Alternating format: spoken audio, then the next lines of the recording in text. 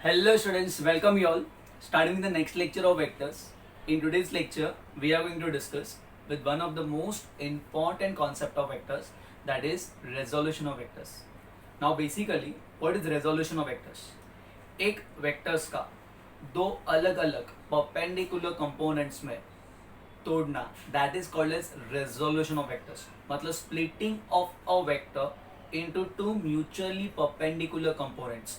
अगर two dimensional की बात करेंगे तो मतलब एक वेक्टर को दो अलग अलग कंपोनेंट्स में तोड़ने को हम कहते हैं रेजोल्यूशन ऑफ वेक्टर्स.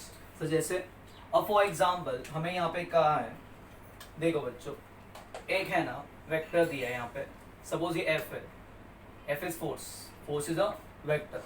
तो बेसिकली ये हमारा हॉरिजॉन्टल है और ये हमारा कौन है बच्चों, vertical. Clear with this? Okay. So जब हम इसको पैरेललोग्राम कंप्लीट करेंगे तो कुछ इस तरीके से होगा बच्चों.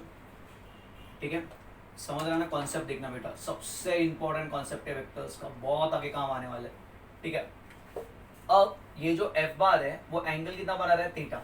किसके साथ? हॉरिजॉन्टल के साथ. अभी यहाँ से लेके यहाँ तक हमारा एफ है, ये एफ है, बराबर है बच्चों. अगर हमने इसको सपोज एफ एक्स कहा, बराबर है, और इसको हमने एफ वाई कहा. ओके, तो बेसिकली अगर हम फिगर देखेंगे तो साइन थीटा क्या होता है, sine theta is equal to F Y opposite upon hypotenuse, that is F. इसका मतलब एफ वाई का जो वैल्यू होगा वो क्या होगा, F multiply by sign theta. Similarly cos theta की जब बात करेंगे तो कॉस थीटा क्या मिलेगा, कॉस थीटा मिलेगा एफ एक्स अपॉन एफ. अब एफ एक्स अपॉन एफ, इसका मतलब एफ एक्स का वैल्यू क्या होगा, ये एफ वहाँ पे मल्टीप्लाई होगा, that is equal to F multiply by cos theta. इसका मतलब हमारा एफ एक्स क्या मिल रहा है, एफ कॉस थीटा, और वाई का कंपोनेंट वाई क्या मिल रहा है बच्चों, एफ इंटू साइन थीटा. अगर बेटा ये एफ साइन थीटा है तो क्या ये भी एफ साइन थीटा ही होगा? Yes sir. कैसे सर? पैरेललोग्राम हो, रेक्टेंगल हो, उनके ऑपोजिट साइड्स जो होते हैं वो हमेशा क्या होते हैं बेटा, इक्वल होते हैं. Clear with this? तो ये भी क्या होगा, एफ साइन थीटा. मतलब ये जो कंपोनेंट है ये एफ, इसके दो कंपोनेंट्स बने. ये जो वेक्टर था एफ, उसके दो कंपोनेंट बने, एक बना एफ कॉस थीटा और एक बना F sine theta. Means splitting up a vector into two mutually perpendicular components. अब दिख रहा है ना बेटा, साइन ये और ये दोनों में एंगल कितना है बेटा, 90. सो एक वेक्टर को दो अलग अलग कंपोनेंट्स में तोड़ना, splitting up of vector into two mutually perpendicular components, is termed as resolution of vectors. Clear with this? उसमें सबसे इंपॉर्टेंट किस तरीके से याद रखने का, बाजू वाला है ना वो क्या बनेगा, कॉस. जो थीटा के बाजू वाला है ना वो क्या बनेगा, कॉस. और जो दूर वाला है, मतलब जिसके साथ थीटा एंगल बनाता है ना वो कॉस बन रहा है, और जिसके साथ थीटा एंगल नहीं बना रहा वो क्या बन रहा है, sine. Again I will explain. ध्यान देना बेटा, ये जब तक इसमें पूरा हमारा कंसेप्ट क्लियर नहीं होगा ना तब तक हम आगे बढ़ते रहेगा. ठीक है बेटा, तो आगे नहीं बढ़ते रहेगा. ठीक है, अभी सपोज फॉर एग्जांपल ये एफ था.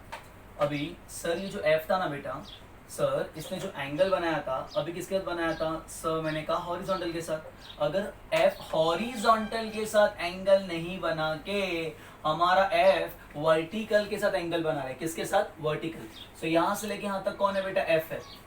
ये एंगल क्या है, वर्टिकल के साथ क्या एंगल बनाया, थीटा.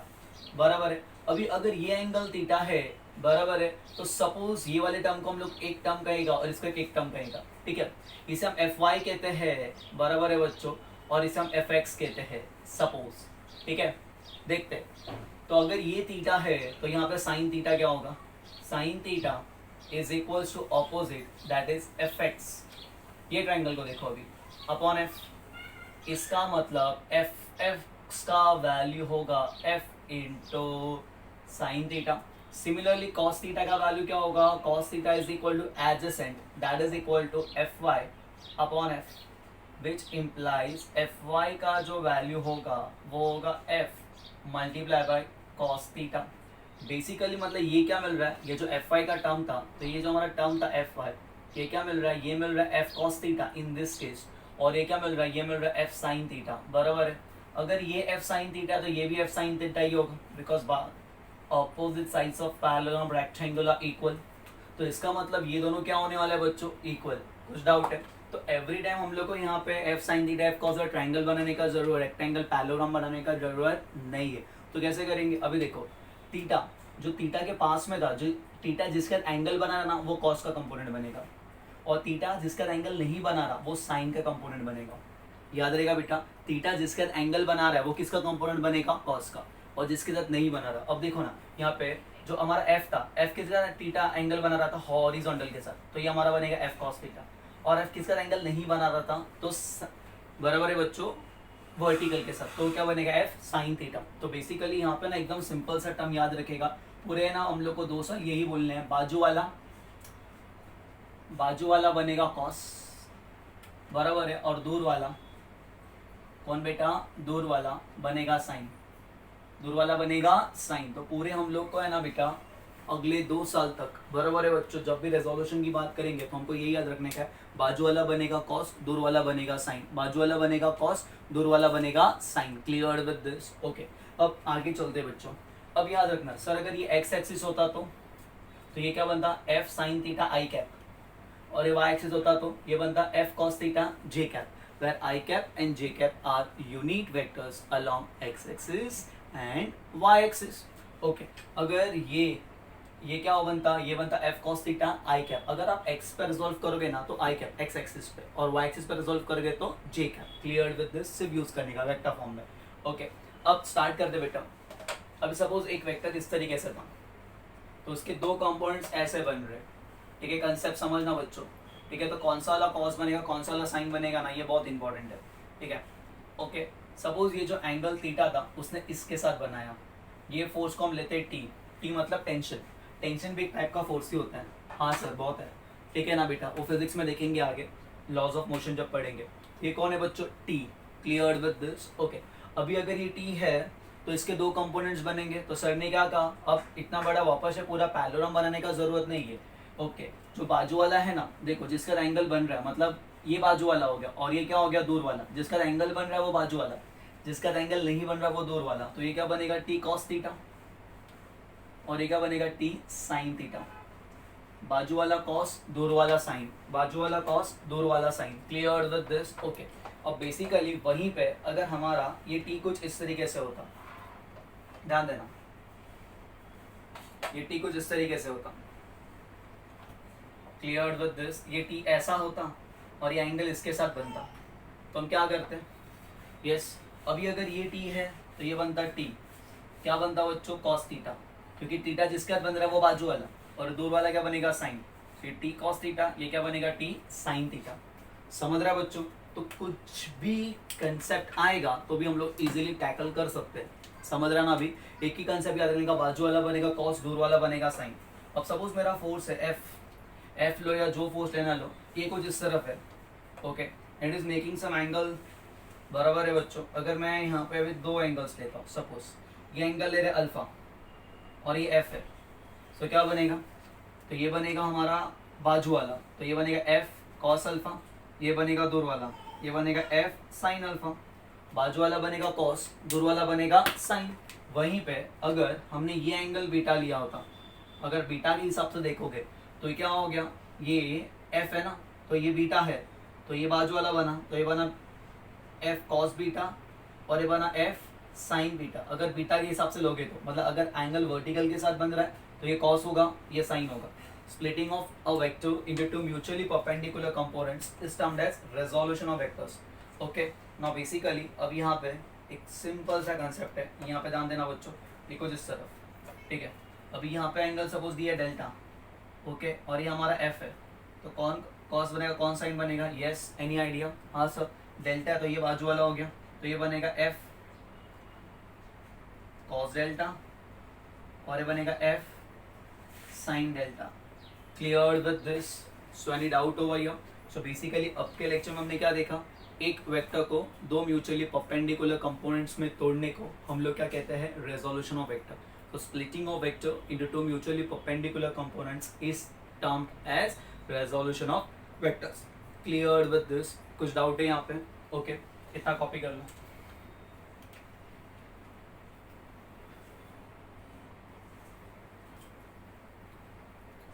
तो starting with important sums, first sum यहाँ पे लिखा है, क्वेश्चन में लिखा है उन्होंने, find the resultant of the following vectors. ठीक है, तो यहाँ पे बहुत सारे फोर्सेस काम कर रहे हैं, 5 न्यूटन इस तरफ, 8 न्यूटन इस तरफ, 3 न्यूटन नीचे की तरफ, 10 न्यूटन ऊपर की तरफ, तो ये सबका रिजल्टेंट पूछा है। ओके, अब हमें रेजोल्यूशन की ओर ही बढ़ना है। किस तरीके से करेंगे सर? सबसे पहले हम देखते हैं, अभी ना हम लोग सारे फोर्सेस को X axis and Y axis के अलोंग लेके आएंगे। ठीक है बेटा, कौन से? एक्स और वाई। तो बेसिकली अब ये 5 न्यूटन तो कुछ एंगल पे इंक्लाइंड है। कितने एंगल पे? 37। Before starting with this concept, let us start explaining छोटा सा कॉन्सेप्ट। ये हम लोग का ट्राइंगल, ये हमने शायद बेसिक मैथ्स में देखा रहेगा, अगेन हम एक्सप्लेन कर रहे हैं। ये ट्राइंगल बहुत काम का है इन ट्रिग्नोमेट्री, मतलब फिजिक्स। अगर ये एंगल 37 है, ये एंगल 53 है और ये एंगल 90 है, देखो ना, 57 plus 37, 53 plus 37 is 90, 90 plus 90 180। Okay, तो बेसिकली कैसे याद रखने का? 37 के सामने वाला बनता है 3, ये वाला बनेगा 4 और ये वाला बनेगा 5। 37 के सामने वाला 3। ओके, सो किसी ने अगर हमें पूछा व्हाट इज साइन 37 का वैल्यू, सो हम क्या लिखेंगे? सामने वाला that is 3/5। What is cos 37 का वैल्यू? बाजू वाला that is 4 hypotenuse that is 5। Okay, what is tan 37 का वैल्यू? यस बच्चों, that is equal to 3/4, opposite upon adjacent. अब 53 आप फाइंड कर सकते हो। हाँ sir, sine 53 4/5, cos 53 3/5, adjacent upon hypotenuse. Start करते हैं। अब ये 5 है ना, 5 को देखो, सबसे पहले ये 8 न्यूटन है। Late us call this 8 Newton को F1 फोर्स लेते हैं। अब आप देख रहे हो बच्चों, ये जो 8 न्यूटन है ये कहाँ पे काम कर रहा है? It is acting along X axis. X axis के अलोंग कौन सा यूनिट वेक्टर काम करता है? आई कैप। तो बेसिकली हम ये F1 को सपोज ऐसे लिखेंगे 8 आई कैप, क्योंकि ये पॉजिटिव एक्स एक्सिस की तरफ बढ़ रहा था। अगर ये नेगेटिव एक्स एक्सिस की तरफ बढ़ेगा तो हम इसे कहेंगे माइनस आई कैप।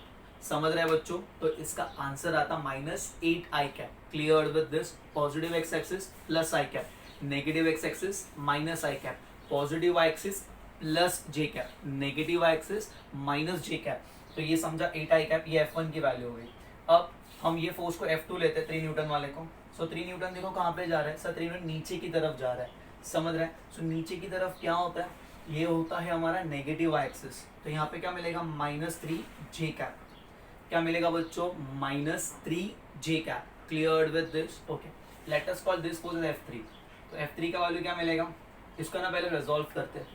ये 5 है ना, कितना एंगल पे इंक्लाइंड है? 37। इसके दो कंपोनेंट बनेंगे। एक कंपोनेंट जो यहाँ पे आएगा वो बनेगा 5 cos 37, क्योंकि ये बाजू वाला बना। और ये क्या बनेगा? ये बनेगा, यहाँ पे जो कंपोनेंट आएगा वो बनेगा F sin 37। बराबर है? तो यहाँ पे F के प्लेस पे कितना है? 5। बराबर है? अब जो 5 cos 37 है वो कौन से एक्सिस पे काम कर रहा है? Positive X axis. सो हम यहाँ पे लिखेंगे F के प्लेस पे क्या आएगा? 5। तो क्या करेंगे बच्चों? 5 cos 37 पॉजिटिव एक्स एक्सिस मतलब आई कैप, और 5 sin 37 पॉजिटिव एक्सिस मतलब J cap. F cos 37 I सा कैप एंड 5 cos 37 जे सा cap. Clear with this? Positive X axis I cap, positive axis J. तो F3 cos 37 का value कितना है? 4/5। तो क्या मिलेगा? 5 इंटू 4/5 आई कैप प्लस 5 इंटू ये कितना मिलेगा? 3/5। साथ में क्या होगा बच्चों? जे कैप। ये 5 ने 5 को मार दी, 5 बाई, तो F3 का जो वैल्यू मिलेगा वो क्या मिलेगा? 4 आई सा कैप प्लस 3 जे सा कैप। ये समझा? ये किसका वैल्यू है? F3 का वैल्यू। ओके, सो ये हमारा हो गया, F3 का वैल्यू भी फाइंड कर लिया। अब ये हमारा सपोज इसको हम लेते हैं F4। ठीक है, F4 कितना लिया हम लोग ने? 10 न्यूटन। अब 10 Newton is inclined at angle of 53 degree with which axis? Negative X axis की तरफ इंक्लाइंड है। Clear with this? ओके, तो चलो अब इसके भी दो रेजोल्यूशन करते हैं। इसके दो कंपोनेंट्स बनेंगे, एक बनेगा यहाँ पे, एक बनेगा यहाँ पे। बराबर है? ये दो परपेंडिकुलर है ना, ये परपेंडिकुलर है, मतलब एक वेक्टर को दो परपेंडिकुलर कंपोनेंट्स हम स्प्लिट अप कर रहे हैं। तो ये अगर 10 है तो ये बाजू वाला क्या बनेगा? 10 cos 53। बराबर है ना? क्यों? बाजू वाला cos और उसका डायरेक्शन ऐसा रहेगा, और दूर वाला क्या बनेगा? साइन। ये बनेगा F के प्लेस पे क्या आएगा? 10। तो क्या लिखेंगे हम? यहाँ पे लिखेंगे 10 sin 53। ये बाजू वाला हो गया जिसका एंगल बन रहा है। तो ये 10 cos 53 है, ये वाला जो कंपोनेंट बनेगा वो एक्सिस के अलग वो क्या बनेगा? 10 sin 53। आराम से, ठीक है। तो अगर हम यहाँ पे F4 लिखेंगे, व्हाट इज F4 का वैल्यू?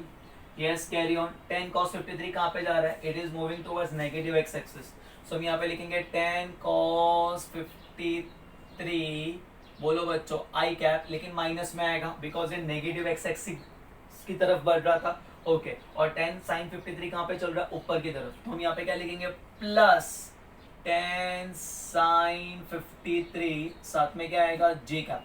10 cos 53 इस तरफ, 10 sin 53 ऊपर की तरफ, तो बेसिकली हमारा जो F4 का वैल्यू होगा वो कितना होगा? -10 cos 53 का जो वैल्यू होगा, देखो टेबल से मतलब ट्रायंगल से, cos 53 क्या होता है? बाजू वाला अपॉन हाइपोटेनस, तो 53 के बाजू वाला कौन है? 3, so 3/5 I cap plus 10 multiply by sine 53, 4/5, तो ये क्या मिलेगा? 4/5 इंटू क्या होगा? जे कैप। ये सिर्फ मैं कॉन्सेप्ट एक्सप्लेन कर रहा हूँ, इसके एप्लीकेशन धीमे धीमे आएंगे हम लोग को, कहाँ पे किस तरीके से काम करना है, तब हम लोग को एक एक स्टेप में आना मांगता है। 5 1 जा 5 2 जा एंड 2 3 जा कितना होता है? 6, तो आंसर कितना आएगा? -6 आई कैप।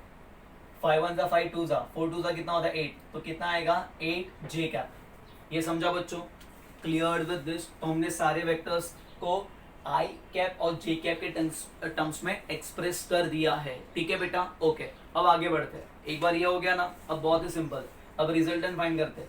तो F resultant is equal to सारे वेक्टर्स का combination, F1 bar plus F2 bar plus F3 bar plus F4 bar, बा बा बा बा बा बा बार बार, ठीक है? ओके, व्हाट इज F1 बार? 8 आइट्स का cap. What is F2 bar? -3 J cap. What is F3? 4 I cap plus 3 J cap. Clear with this? Okay, what is F4? -6 I cap plus 8 J cap, ठीक है? कुछ doubt है यहाँ पे? अब देखने का, आई को आई के साथ, जे को जे के साथ, आई आई आई 8 प्लस 4 12 आई, 12 आई -6, तो आंसर कितना आएगा? 6 आई। कितना आएगा? 6 आई, ठीक है? अब -3j प्लस 3j गया, तो क्या बचा? 8j। क्या बचा? 8j। ये किसका वैल्यू है बच्चों? ये एफ आर का वैल्यू है, दैट इज रिजल्टेंट का वैल्यू है। किसका वैल्यू बच्चों? Resultant. What is resultant? Is given over here. कितना फाइंड किया हम लोगों ने? रिजल्टेंट वेक्टर कितना आया बेटा? Resultant is 6 I cap plus 8 J cap. ये हमारा रिजल्टेंट हो गया, 6 I cap plus 8 J cap. Clear with 6 I cap plus 8 J cap. समझ रहा है? कुछ नहीं किया, ऐसे हमने रेजोल्यूशन करके सॉल्व किया, ठीक है? कितने भी फोर्सेस आने तो आप इजीली टैकल कर सकते हो। ओके, अब यहाँ पे बोला है कि रिजल्टेंट जो आएगा ना वो कितने एंगल पे इंक्लाइंड होगा और किस तरफ, तो रिजल्टेंट का हम लोग को एंगल भी फाइंड करना है। ओके, अब किस तरफ आगे बढ़ेंगे यहाँ पे ध्यान देना बेटा। अगर साइड में एक्सप्लेन करते हैं, अगर रिजल्टेंट 6 आई कैप है, आई कैप मतलब कौन सा axis? Sir positive X axis, क्योंकि प्लस आई कैप है। जे कैप मतलब पॉजिटिव वाई एक्सिस। तो बेसिकली हमारा जो वेक्टर्स है वो कुछ इस तरफ है। रिजल्टेंट ये ऐसा दिख रहा है, तो यहाँ पे है 6 आई कैप और यहाँ पे 8। यस और नो? तो जो हमारा रिजल्टेंट है दोनों के बीच में आएगा और किसकी तरफ होगा? बड़े वाले वेक्टर्स की तरफ होगा। ये कुछ ऐसा होगा। This is our resultant, this is our resultant. ये समझा गया? Suppose resultant makes an angle alpha. कितना एंगल बना रहा है? अल्फा, क्योंकि रिजल्टेंट कितना आया? 6 आई कैप। 6 आई कैप कौन सा एक्सिस पे? एक्स एक्सिस पे। 8 जे कैप कौन सा एक्सिस पे? वाई एक्सिस पे। मतलब ये सबका रिजल्टेंट ये है, इधर किधर जाने वाला है। ये सारे वेक्टर्स का रिजल्टेंट यहाँ पे इस तरफ कहीं पे जाने वाला है। Clear with this? ओके, तो 6 आई कैप और ये कितना हो गया? 8 J cap. Clear with this? Okay, अब अगर आपको इसका मैग्नीट्यूड फाइंड करना है तो मैग्नीट्यूड वेक्टर फाइंड करना सिखाया था। हाँ सर, हमने ये फर्स्ट लेक्चर में देखा था। क्या करने का? सर जो भी आई के साथ है उसका स्क्वायर करो, जो भी जे के साथ है उसका स्क्वायर करो, और मैग्नीट्यूड हमेशा पॉजिटिव होता है। यस सर, तो यहाँ पे क्या मिलेगा? दैट इज 6 का स्क्वायर, दैट इज 36, 8 का स्क्वायर दैट इज 64, 36 प्लस 64 कितना होगा? 100, दैट इज कितना मिलेगा? 10। समझ रहा है? तो रिजल्टेंट कितना आएगा? 10। और कौन से एंगल पे इंक्लाइंड होगा? ये क्या है? अल्फा है ना। तो बेसिकली अगर हम ये ट्राइंगल बनाएंगे, यहाँ पे ध्यान देना बेटा, अगर ये कंस्ट्रक्ट कर रहे हैं हम लोग, यहाँ पे अल्फा का वैल्यू चाहिए, ठीक है? ये 6 से छोटा होगा 8 से, तो अगर ये 8 है तो ये भी कितना होगा? 8 J cap 6 I cap. Okay, अब हमें रिजल्टेंट कौन देगा? Tan alpha. So tan alpha का वैल्यू क्या होगा? Tan alpha is equal to सामने वाला दैट इज 8 अपॉन बाजू वाला दैट इज 6, 8/6 मतलब 4/3, 8/6 मतलब 4/3। ओके, अब 4/3 को देखते हैं, 10 का वैल्यू 4/3 कब होगा, यहां से देखेंगे। सो 10 53 देखते हैं, व्हाट इज 10 53, सामने वाला अपॉन बाजू वाला 4/3। सो 10 का वैल्यू 4/3 का होता है जब 53 होगा। सो अल्फा का वैल्यू कितना होगा यहाँ पे 53 डिग्री। ठीक है, सो बेसिकली हम लोग को सब मिला है, तो फाइनल जो हमारा आंसर होगा ये होगा, that is resultant is equals to 10 newton, कितना 10 न्यूटन एंड कितने डिग्री पे 53 degree with positive X axis. Resultant is equals to 10 Newton at an angle of 53 degree with positive x-axis. समझा बच्चों, क्लियर है? Yes, copy.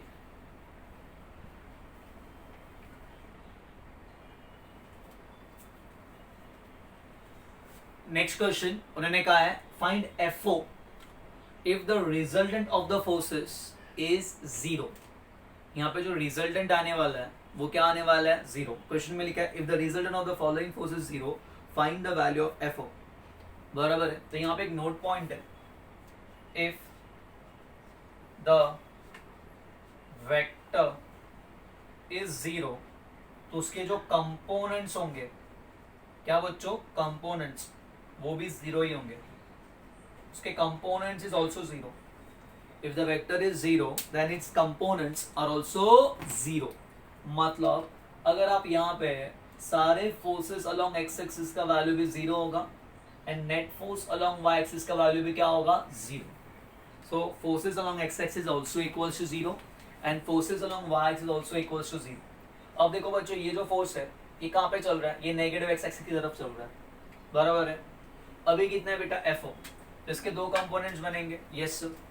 ये वाला x axis पे component क्या बनेगा, ये हमारा बनेगा FO cos 30 डिग्री, और यहाँ पे कंपोनेंट क्या बनेगा, यहाँ पे बनेगा FO sin 30 डिग्री, बाजू वाला cos दूर वाला sin। ठीक है, अब resultant forces along X axis 0 है। अब रिजल्टेंट फोर्स कब 0 होगा, व्हेन टू वेक्टर्स या two or more vectors of equal magnitude but opposite direction. इसका मतलब ये वेक्टर और ये वेक्टर दोनों इक्वल होना मांगते हैं और दोनों का डायरेक्शन ऑपोजिट है। देखो ना, FO cos 30 इस तरफ बन रहा है, 2√3 इस तरफ बन रहा है, मतलब दोनों are equal in magnitude but opposite in direction होना मांगता है। दैट मींस अगर Fx 0 है तो सारे forces along positive X axis is equal to सारे forces along negative X axis, मतलब दोनों को इक्वेट करने का मतलब ये बाजू वाला फोर्स इज इक्वल टू वो बाजू वाला फोर्स, बिकॉज रिजल्टेंट क्या है यहाँ पे 0, तो ये लोग इक्वल होगा। So F cos of 30 degree is equals to 2√3, बराबर है, दैट्स इट। तो cos 30 कितना होता है, cos 30 होता है sir √3/2, that is equal to 2 into √3। So √3 ने √3 को मार दी, सो दैट इज FO का वैल्यू कितना आएगा, 4 न्यूटन। कितना आएगा, 4 न्यूटन। सर मैं FY से भी कर सकता हूँ, बिंदास कर सकता है, कोई प्रॉब्लम नहीं है, वो भी आंसर सेम ही देगा। कैसे सर, देखो सारे फोर्सेस अलोंग ऊपर वाले X Y axis is equal to सारे force along negative Y axis, मतलब पॉजिटिव एक्सिस के total force is equal to negative axis के टोटल फोर्स, क्योंकि रिजल्टेंट 0 आना मांगता है। तो जितना फोर्स आप ऊपर खींच रहे हो उतने फोर्स नीचे खींचना चाहिए। ऊपर कौन कौन काम कर रहा है, तो F इसके लिए देखेंगे तो ऊपर काम कर रहा है FO sin 30 प्लस 2 न्यूटन, ये ऊपर काम कर रहा है, नीचे कौन काम कर रहा है, 4 न्यूटन, बराबर है ना बेटा। अब ये 2 यहाँ पे प्लस है, वहां पे क्या बनेगा, माइनस। सो FO sin 30 कितना होता है, हाफ, 4 - 2 कितना होगा, 2, ये 2 डिवाइड वहां पे क्या होगा, मल्टीप्लाई। सो FO का वैल्यू कितना मिलेगा, 4 न्यूटन। सब कोई भी मेथड से जाओ, FO का वैल्यू आपको इतना ही मिलने वाला है, कितना, 4 न्यूटन। ठीक है बेटा, क्लियर विद दिस। तो यहाँ पे नोट पॉइंट क्या, if a vector is 0 then its components are also 0। So resultant forces along x-axis equal to 0. सारे forces along x-axis is positive x-axis equal to सारे forces along negative axis. सारे forces along positive y-axis is equal to सारे forces along negative y-axis. ठीक है? Yes. Copy.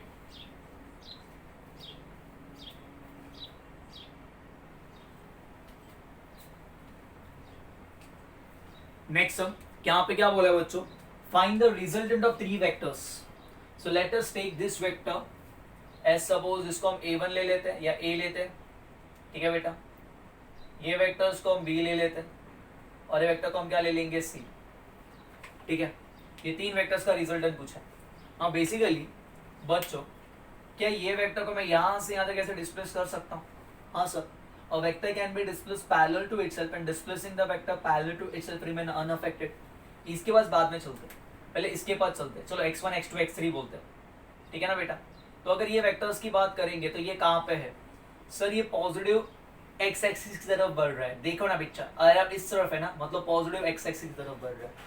और ये कैसा है? ये हॉरिजॉन्टल है, मतलब ये सिर्फ x एक्सिस के ऊपर ही लाई होने वाला है।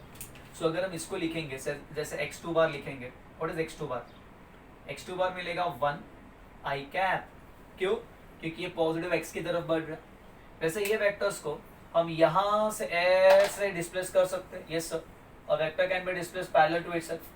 ये भी पैरेलल ही हुआ ना बेटा, ये देखो ना, ये डायरेक्शन सेम ही है, तो ये भी क्या हो गया, पैरेलल हो गया। तो बेसिकली ये कौन सा एक्सिस की तरफ है? ये सिर्फ y एक्सिस की तरफ है, तो यहाँ पे x3 लिखते हैं। तो x3 बार क्या मिलेगा बच्चों? 3, साथ में क्या आएगा, j cap, because positive axis की तरफ जा रहा है। ये पॉजिटिव x की तरफ जा रहा था, वो पॉजिटिव y की तरफ जा रहा था। ये समझा?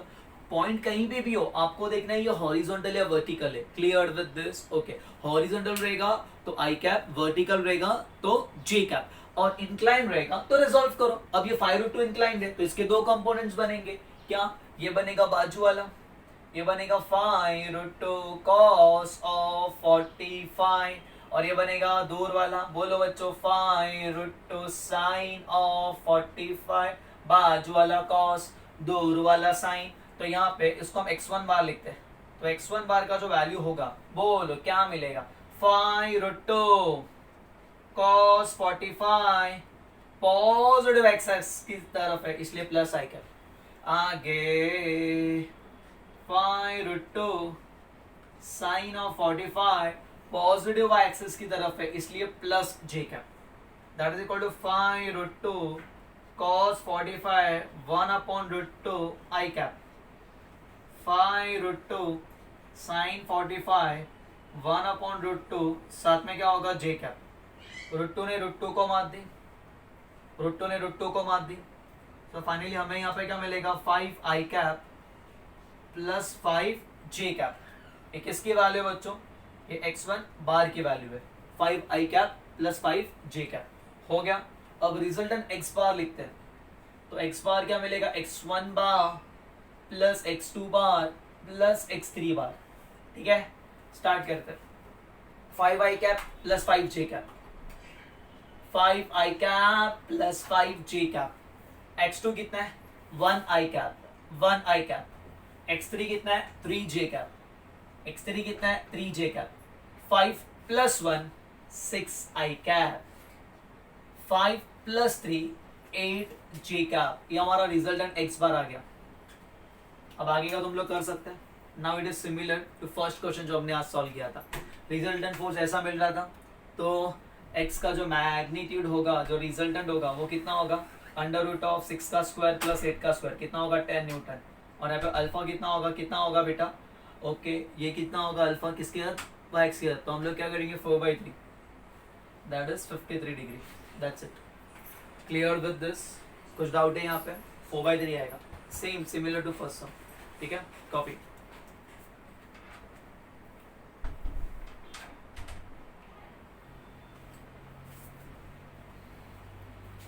Next sum, a particle moves 30 meter north, 20 meter east, then 30√2 southwest. Find the displacement of particle. करें?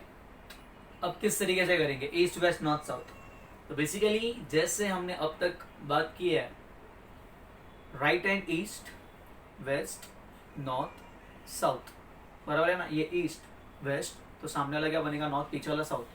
अब यहाँ पे देखेंगे तो positive X axis is east, ये बनेगा वेस्ट, ये बनेगा नॉर्थ, ये बनेगा साउथ। नॉर्थ ऊपर नहीं होता, सामने होता है, बराबर है ना बच्चों। Clear with this?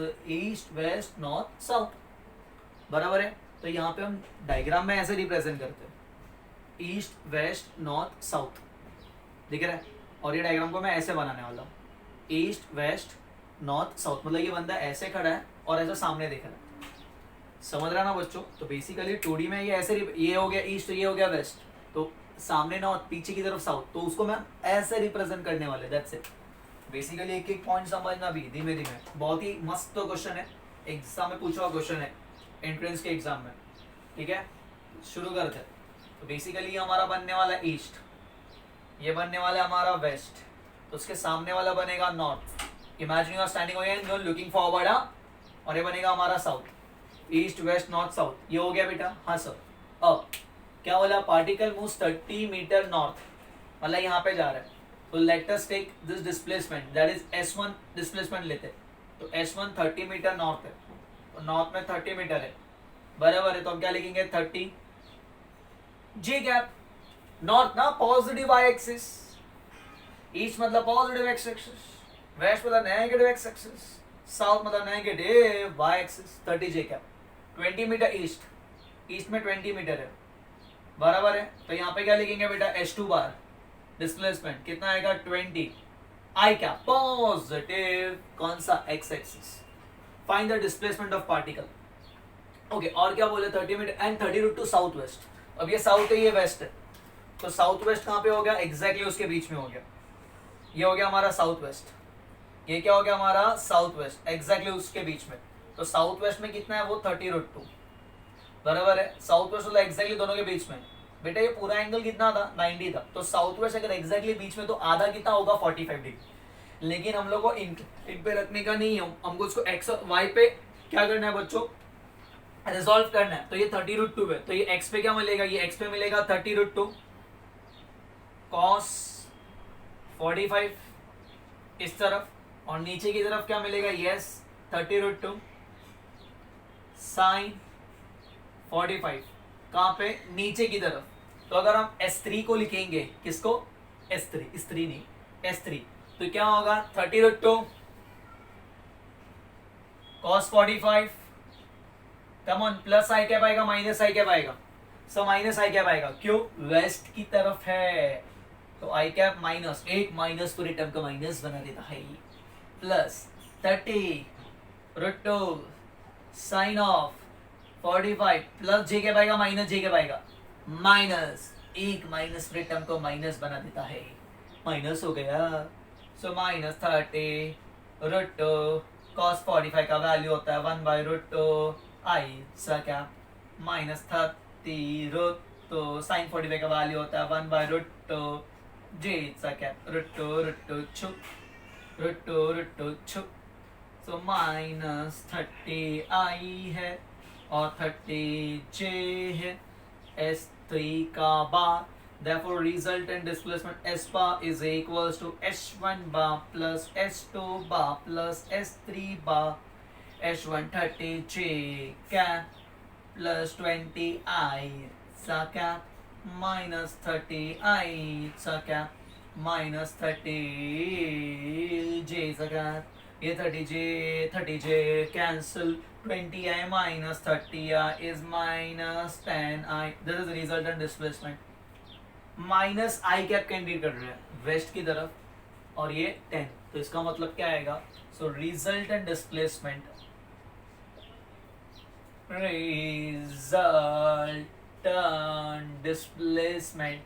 Is 10 metre towards waste,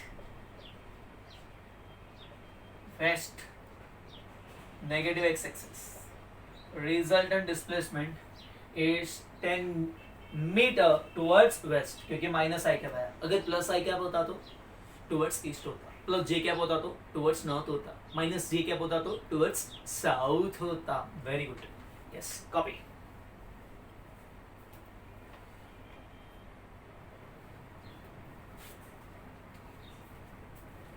next सब क्या बोला है, a force of 3 Newton is acting along northeast. 3 Newton is acting along northeast, and another force of 4 Newton is acting along northwest. Find the angle made by the resultant force with north. Resultant force ने north के साथ कितना angle बनाया ये पूछा है। Okay, start करते हैं किस तरीके से। यहाँ पे कंसेप्ट देखना बेटा, पूरा डायग्राम में एक्सप्लेन करेगा बेटा, सॉल्व करने का भी जरूरत नहीं बेटा। ये हो गया वाई एक्सिस, ये हो गया एक्स एक्सिस, बराबर है। ओके, ये हो गया वाई, ये हमारा ईस्ट है, ये हमारा नॉर्थ है, ये हमारा वेस्ट है, ये हमारा साउथ है। 3 न्यूटन अलोंग नॉर्थ ईस्ट, तो नॉर्थ ईस्ट में 3 न्यूटन ये रहेगा एग्जैक्टली बीच में, एग्जैक्टली बीच में is 3 Newton along north east, बराबर है। यस, एंड क्या बोले 4 न्यूटन नॉर्थ वेस्ट, ये नॉर्थ है ये वेस्ट है, तो नॉर्थ वेस्ट एग्जैक्टली बीच में, एग्जैक्टली बीच में 4 न्यूटन, नीचे ज्यादा ही होगा ना 4 न्यूटन, तो ये हमारा 3 न्यूटन, ये हमारा 4 न्यूटन, ठीक है। यस, अब क्या पूछा उन्होंने, रिजल्टेंट कितना एंगल बनाएगा नॉर्थ के साथ, टेंशन नहीं लेने का।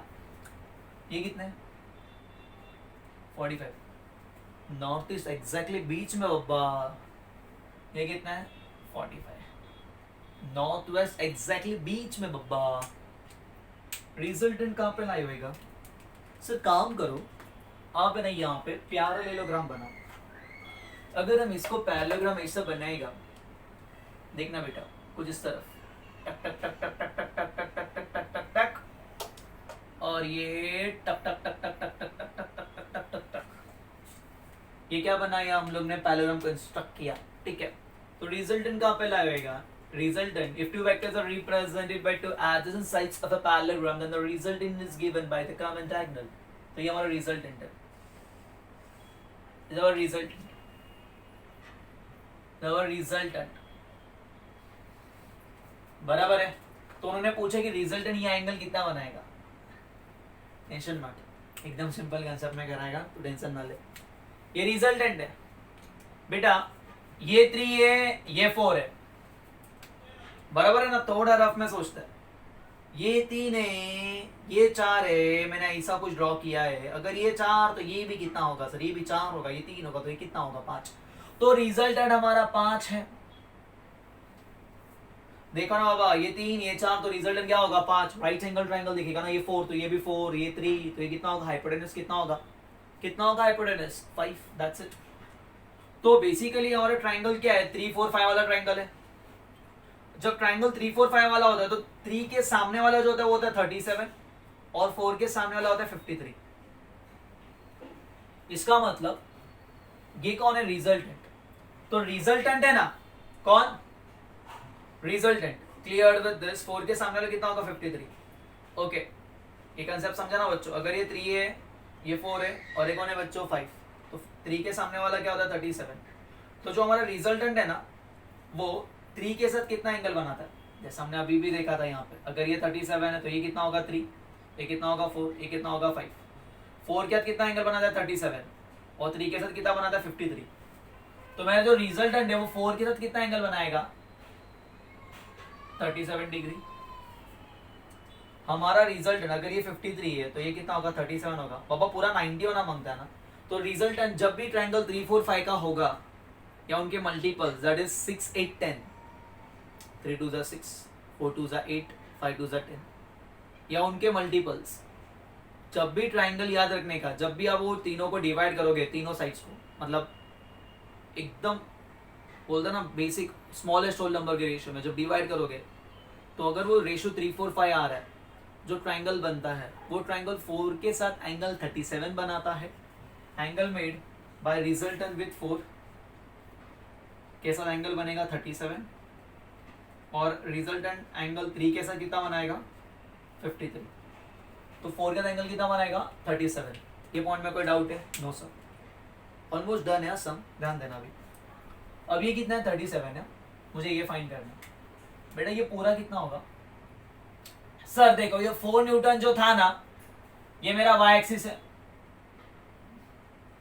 यहाँ पे 45, तो ये पूरा 45 था। 4 न्यूटन एग्जैक्टली कहां पे ला हो रहा था, नॉर्थ वेस्ट में ला हो रहा था। तो अगर ये 45 तो ये पूरा कितना था, ये भी 45 होगा, ये ऊपर वाला भी 45 होगा। अगर ये पूरा 45 और ये 30 है तो ये कितना बचा, तो angle made by resultant is equal to 45 degree minus 37 degree. ये पूरा 45 था, उसमें से 37 निकालो तो कितना बचेगा, that is 8 degree. That's the final answer. हो गया, खत्म, समझा गया, क्लियर विद दिस। हमने क्या किया, इसको 2 कंपोनेंट में तोड़ा, मतलब बेसिकली ये 3 न्यूटन था, ये कितना था, 4 था, ये बीच में था, एक्स एक्सिस कौन सा, ये north east 3 Newton, north west 4 Newton, तो ये 45, ये 45, तो बेसिकली ये 90 होगा ना, ये वाला देखो ना 90 हो गया ना, ये पूरा 90 था, तो बीच थोड़ा ये कितना रहेगा 45 डिग्री, उसमें से ये 37 है, तो ये कितना बचा, 8 हो गया। That's it, clear with this. Okay, again an important question asked in exam, ठीक है, कॉपी।